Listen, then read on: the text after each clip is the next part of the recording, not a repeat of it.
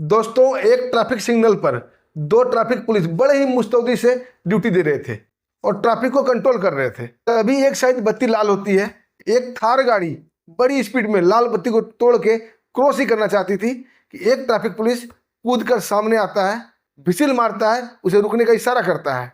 थार गाड़ी रुकती है, उसका पीछे का गेट खुलता है, उसमें से एक नौजवान नशे में धुत हाथ में सिगरेट लिए बाहर निकलता है और ट्रैफिक पुलिस वाले के ऊपर बरस पड़ता है कि तेरी हिम्मत कैसे हुई मेरी गाड़ी रोकने की, तेरी वर्दी उतरवा दूंगा, तेरी वर्दी 2 मिनट में हवा में कर दूंगा, तेरे से ट्रैफिक पुलिस हमारे घर पर झाड़ू मारते हैं, मैं यहाँ का मंत्री का बेटा हूँ, तुम मुझे जानते नहीं। तभी दोस्तों मौका वारदात पर ट्रैफिक एसपी प्रकाश नाथ मिश्रा जी पहुंचते हैं और उस तथाकथित मंत्री के बेटा का वो हाल करते हैं दोस्तों, जो थोड़ी देर पहले टाइगर बन रहा था अब वो भींगी बिल्ली बन जाता है। एसपी साहब उस मंत्री के बेटा का क्या हाल करते हैं दोस्तों, कैसे उसे बिल्ली बनाते हैं, आइए पूरी कहानी जानते हैं विस्तार से। कहानी शुरू करने से पहले दोस्तों आप सबका दिल से धन्यवाद। आप सब हमारी वीडियो को लाइक करते हैं, सब्सक्राइब करते हैं और शेयर भी करते हैं। दोस्तों अपना प्यार और आशीर्वाद हमारे ऊपर ऐसे ही बनाए रखिएगा। आप सब हमारे भाई हैं, हम भी आपके भाई हैं। आइए दोस्तों चलते हैं कहानी की ओर। दोस्तों ये सच्ची कहानी बिहार राज्य की राजधानी पटना के डाक बंगला चौराहे लाल बत्ती की है। पटना के डाक बंगले चौराहे पे एक लाल बत्ती थी, वहाँ 2 ट्रैफिक पुलिस काम कर रहे थे। एक का नाम था रामेश्वर यादव और दूसरे का नाम था जयकांत दास। दोनों ट्रैफिक पुलिस बड़े ही मुस्तैदी से ड्यूटी कर रहे थे और ट्रैफिक कंट्रोल कर रहे थे। दोस्तों पटना का डाक बंगला एरिया बड़ा ही सेंसिटिव एरिया है, क्योंकि वहाँ पॉश कॉलोनी है, बड़े बड़े ऑफिसर, बड़े बड़े मंत्री नेता का बंगले उधर हैं। काफ़ी भीड़ भाड़ वाला इलाका है। ट्रैफिक पुलिस वाले वहाँ सही से ड्यूटी नहीं कर पाते हैं, या यूँ बोलिए कि करने नहीं दिया जाता है, क्योंकि दोस्तों वहाँ पे मंत्रियों के, नेताओं के, बड़े बड़े ऑफिसरों के बिगड़े हुए औलाद आते हैं जो ट्रैफिक रूल को नहीं मानते हैं और टोकने पर रोकने पर उल्टे उन्हें डांटते हैं और वर्दी उतारने की धमकी देते हैं। ऐसा ही वाकया होता है दोस्तों। 21 सितंबर का दिन था और शाम का 4 बज रहे थे। तभी दोस्तों एक साइड से एक थार गाड़ी बड़ी स्पीड में आ रही थी, लेकिन तभी सिग्नल लाल हो जाता है, लेकिन थार गाड़ी रुकती नहीं है और सनसनाती हुई लाल बत्ती को तोड़ के आगे बढ़ना चाहती थी।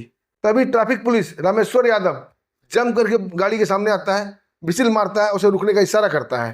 तभी दोस्तों थार का पिछला दरवाजा खुलता है, उधर से एक आदमी निकलता है जो नशे में धुत था, हाथ में सिगरेट लिए हुए था, और आते ही ट्रैफिक पुलिस पर बरस पड़ता है। बोलता है तुम्हारी औकात कैसे हुई हमारी गाड़ी रोकने की, तुम 2 टके के पुलिस वाले, तुम्हारी हिम्मत कैसे हुई, तुम मुझे जानते नहीं हो।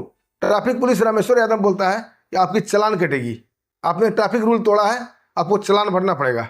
इस पर वो लड़का काफ़ी गुस्सा हो जाता है और रामेश्वर यादव का कॉलर पकड़ लेता है, उसे बोलता है ये तुम्हारा फर्स्ट टाइम है, इसलिए तुम्हें वार्निंग दे रहा हूँ, नहीं तेरी वर्दी में 2 मिनट में हवा कर दूंगा।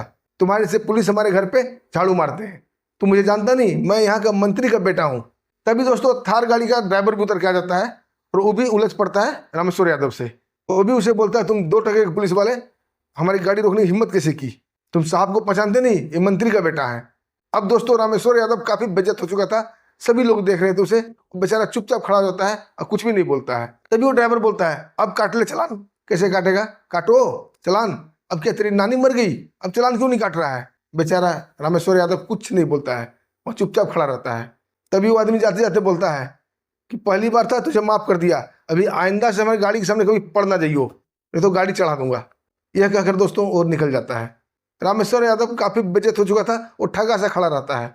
तभी उसका साथी जयकांत आता है, बोलता है रामेश्वर ये तो आए दिन की बात है, हम लोग की औकात ही क्या है, ये मंत्री और ये ऑफिसर, ये नेता, इन्हीं की चलती है, चलो जो हुआ सो हुआ, बात को भूल जाओ, ज़्यादा सीरियस में नहीं लो। लेकिन दोस्तों रामेश्वर यादव काफ़ी सीरियस हो चुका था, क्योंकि वो ईमानदार पुलिस वाला था, ये बेइज्जती उसे हजम नहीं हो रही थी। तभी दोस्तों एक बुलेट गाड़ी आती है, उसमें 2 नए लड़के बैठे होते हैं जिसकी उम्र बहुत ही कम होती है और बुलेट को ऐसे लहराते हुए चला रहे थे और बिना हेलमेट के थे। तभी जयकांत उसे रोक लेता है, अब बोलता है तुम्हारी लाइसेंस कहाँ है ड्राइविंग। तभी एक लड़का बोलता है हमारी ड्राइविंग लाइसेंस हमारे पिता है, हमारे पिता यहाँ थाने में दरोगा है, कहो तो बुला दूँ। तभी पीछे बैठा लड़का बोलता है हम तो ऐसे ही गाड़ी चलाते हैं, हमें आज तक किसी ने रोकने की हिम्मत नहीं की, हमारे पिता दरोगा हैं, तुम्हें सबक सिखा देंगे। दोस्तों थोड़ी देर पहले ही रामेश्वर यादव काफ़ी बेइज्जत हो चुका था, यह देखकर जयकांत भी कुछ नहीं बोलता, दोनों लड़के को जाने देता है। रामेश्वर यादव अपनी इस बेइज्जती को पचा नहीं पाता है, अपनी बाइक उठाता है और सीधा पहुंच जाता है ट्रैफिक एसपी प्रकाश नाथ मिश्रा के ऑफिस में। वहाँ दोस्तों जाता है और जोरदार सल्यूट मारता है और एसपी साहब बोलते हैं हाँ बोलो क्या बात है। रामेश्वर यादव बोलता है साहब मुझे डाक बंगले चौराहे से मेरी ड्यूटी चेंज कर दीजिए, मैं डाक बंगले चौराहे पर वहाँ लाल बत्ती पर ड्यूटी नहीं कर पाऊंगा। मुझे वहाँ ड्यूटी करने नहीं दिया जाता है। एसपी साहब उसे बड़ा ही गौर से देखते हैं और पूछते हैं तुम्हारा नाम क्या है। और ट्रैफिक पुलिस तन के खड़ा हो जाता है और बोलता है साहब मेरा नाम है रामेश्वर यादव। तभी एसपी साहब हंसते हुए बोलते हैं अरे रामेश्वर तुम ही हो, चलो तुमसे मिलकर खुशी हुई मुझे। तुम्हारे बारे में मैंने सुना है तुम काफ़ी ईमानदारी से और काफ़ी सटीक ड्यूटी करते हो। तुम्हारी ड्यूटी में वहाँ से चेंज नहीं कर सकता, तुम बहुत अच्छी ड्यूटी करते हो। तुम्हें प्रॉब्लम क्या है, तुम्हें परेशानी क्या है ये बताओ, कोशिश करूँगा तुम्हारी प्रॉब्लम तुम्हारी परेशानी सोल्व करने की। रामेश्वर यादव आज दिन की सारी घटना उन्हें बताता है एसपी साहब को। एसपी साहब बोलते हैं रामेश्वर तुमने ये वर्दी पहनी है नेताओं की गुलामी उनकी चमचागिरी करने के लिए नहीं, बल्कि ट्रैफिक सिस्टम चलाने के लिए। और तुम बहुत अच्छे ट्रैफिक सिस्टम चलाते हो, तुम्हें दबाव में नहीं आना है। जो कोई भी ट्रैफिक रूल तोड़ता हुआ मिले बेशक उसी चालान काटो, उसका फाइन करवाओ।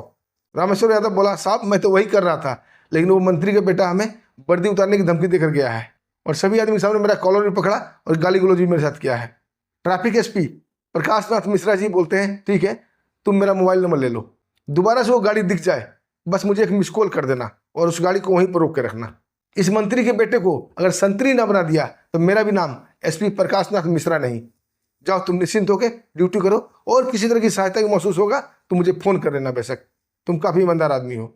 अब दोस्तों रामेश्वर यादव काफ़ी जोश में आ गया था और तन के खड़ा होता है, जोरदार सैल्यूट मारता है और वहाँ से निकल जाता है। अब वो अपनी ड्यूटी बड़ी मुस्तैदी से करने लगा था।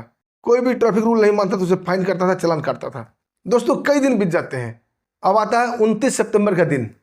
दूर से ही उसे दिखाई पड़ जाती है वो ब्लैक कलर की थार उसके तरफ ही आ रही थी। अब रामेश्वर यादव अपना बदला लेने के लिए तैयार हो जाता है और ठक से मोबाइल निकालता है और एसपी साहब को मिस कॉल मार देता है।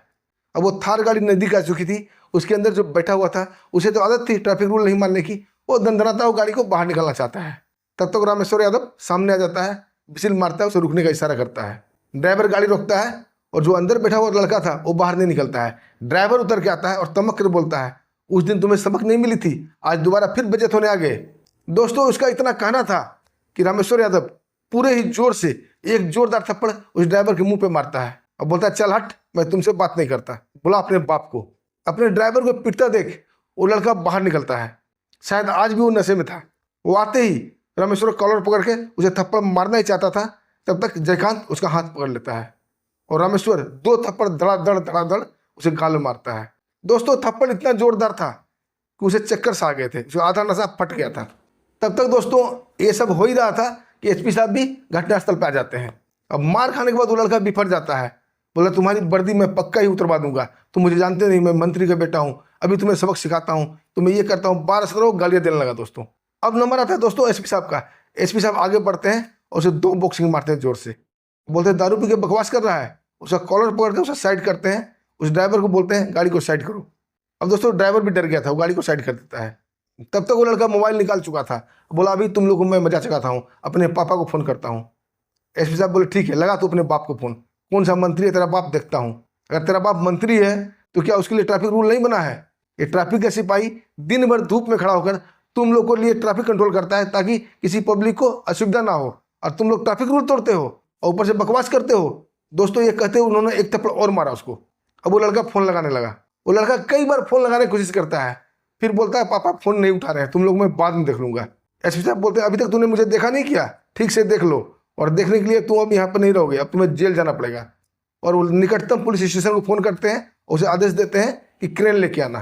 तत्काल पुलिस पहुँचती है दोस्तों क्रेन के साथ। उस थार गाड़ी को चेकअप किया जाता है और दोनों ड्राइवर को और उस लड़के को दोनों को गिरफ्तार किया जाता है। उसके ऊपर कई धाराएं लगाई जाती है, ट्रैफिक रूल तोड़ने का, दारू पी के गाड़ी चलाने का, ऑन ड्यूटी पुलिस वाले से बदतमीजी करने का, कई धारा के तहत उन्हें जेल के अंदर डाल दिया जाता है। अब उस मंत्री के बेटे की सारी हेकड़ी निकल चुकी थी, जो थोड़ी देर पहले टाइगर बन रहा था अब वो भींगी बिल्ली बन चुका था। तभी दोस्तों एसपी साहब जाने ही वाले थे, तभी वो इत्तेफाक से वो दोनों लड़का जो बुलेट पे आता था बिना हेलमेट का और थानेदार पिता का धमकी देता था, वो भी आते दिख जाते हैं। रामेश्वरम बताता है साहब ये दोनों लड़का भी रोज अपने थानेदार पिता का धमकी देता है और रोज ट्रैफिक रूल तोड़ता है, अब बिना हेलमेट के चलता है। एसपी साहब दोनों लड़के से पूछते हैं तुम्हारी उम्र कितनी है, तुम्हें गाड़ी चलाने किसने दिया, तुम्हारा हेलमेट कहाँ है, तुम्हारी ड्राइविंग लाइसेंस कहाँ है? पहले की तरह ही एक लड़का बोलता है मेरा ड्राइविंग लाइसेंस मेरे पिता है, मेरे पिता यहाँ के थानेदार हैं, अभी बुलाऊंगा तो तुम्हारी सारी ड्राइविंग लाइसेंस निकल जाएगी। एसपी साहब बोलते ठीक है तुम बुला अपने पिता को। वो लड़का अपने पिता को फ़ोन करता है, बोलता ट्रैफिक वाले ने गाड़ी जब्त कर ली है, चाबी छीन लिया है और उल्टा पुल्टा बोल रहे हैं, जल्दी से आ जाइए। उसके पिता बोलते ठीक है बेटा तुम वहीं रुको, मैं आ रहा हूँ। थोड़ी देर बाद वो दरोगा साहब वहाँ आ जाते हैं। वो दरोगा साहब किसी थाने के दरोगा नहीं थे, वो जीआरपी थाने के दरोगा थे। उसका नाम था पंकज कुमार। दोस्तों आप लोगों ने सुना होगा, पटना के जीआरपी थाने के दरोगा पंकज कुमार घूस लेने के आरोप में अभी निलंबित चल रहे हैं। दोस्तों पंकज कुमार तमतमाए हुए आते हैं और रामेश्वर के ऊपर बरस पड़ते हैं कि तूने मेरे बेटे को रोका कैसे। तभी दोस्तों उसकी नज़र पड़ती है एसपी साहब के ऊपर। अब दोस्तों एकदम डर जाता है वो और जोर से बोलता है जय हिंद साहब।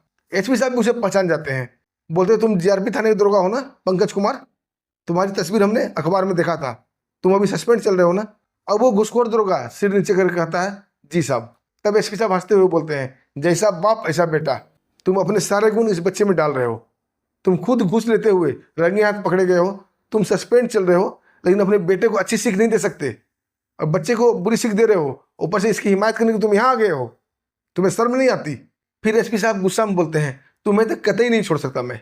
उसकी बुलेट गाड़ी जब्त कर ली जाती है और दोस्तों एसपी साहब उस घुसखोर दरोगा पंकज कुमार से लिखित में बयान लिखवाते हैं और बोलते हैं तुम्हारे ऊपर मैं एक्शन लूंगा, कह के वो चले जाते हैं। दोस्तों ऐसे हैं ट्रैफिक एसपी पटना के प्रकाश नाथ मिश्रा, किसी को भी नहीं छोड़ते हैं, चाहे वो मंत्री हो, चाहे संतरी हो, चाहे नेता हो, चाहे कोई भी हो, छोड़ना भी नहीं चाहिए। दोस्तों सच सच होता है। दोस्तों एसपी साहब काम से आप खुश हैं, आपको ये काम अच्छा लगा तो वीडियो को लाइक कर दीजिएगा, चैनल को सब्सक्राइब कर दीजिएगा, एक छोटा सा कमेंट जरूर कीजिएगा एसपी साहब के नाम से। फिर मिलते हैं दोस्तों एक बढ़िया बेहतरीन सच्ची घटना, सच्ची कहानी लेकर। तब तक के लिए हमें आज्ञा दीजिए। नमस्कार, जय हिंद।